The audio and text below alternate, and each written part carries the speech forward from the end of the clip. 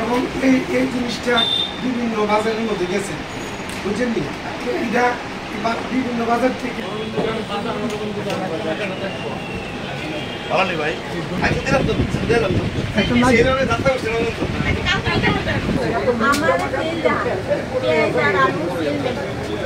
আজকে আমরা সদর এনফোর্সমেন্ট টিমের পক্ষ থেকে আমরা মার্কেট এনফোর্সমেন্টে এসেছি।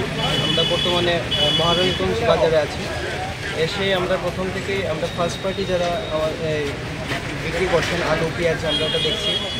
এর মধ্যে আমরা একটা দোকান পেয়েছি, রামু ভুইয়া। ওনার দোকানে প্রপার ওনার মেমো দেখাতে পারেননি যেটা কিনে এনেছেন। তো এই মেমো দেখাতে না পারাতে আমরা ওনার দোকানটা আপাতত বন্ধ রাখার কথা বলেছি। তাছাড়া আমরা অন্যান্য দোকানও দেখছি, ম্যাক্সিমাম ঠিক আছে।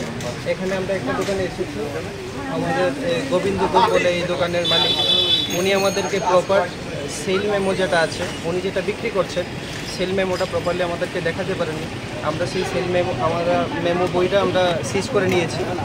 আর আমাদের এই সদর এনফোর্সমেন্টের যে অভিযান, এটা আগামী দিনেও চলতে থাকবে। এবং আজকে আমাদের মধ্যে উপস্থিত আছেন আমাদের এসডিসি পোর্ট সদরের আমাদের ইন্সপেক্টর আছেন, চিফ ইন্সপেক্টর আছেন আমাদের সাথে legal metrology, agri officer, food safety officer এবং সম্পূর্ণ এই টিম প্রতিনিয়তভাবেই সেল ট্যাক্সের অফিসার আমাদের মধ্যে আছে।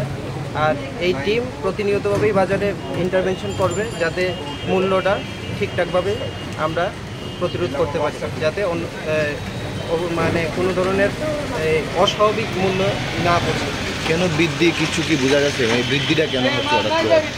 বৃদ্ধি ওনারা যেটা দেখিয়েছেন আমাদেরকে মেমো, এটাতে আমরা এরকম কোনো অসঙ্গতি পাইনি। তো এখন অবধি তো যা দেখছি আমরা